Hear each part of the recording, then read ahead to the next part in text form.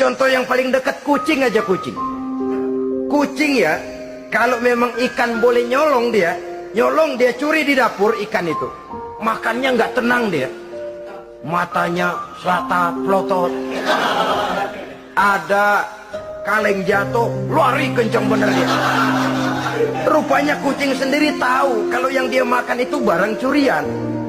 Tapi kalau ikan kita yang kasih tuh ikan, kucing geledek bunyi, anteng aja dia. Kenapa? Dia tahu benar ikan yang dia makan itu ikan yang didapat dari pemberian orang, resmi, formal, sah.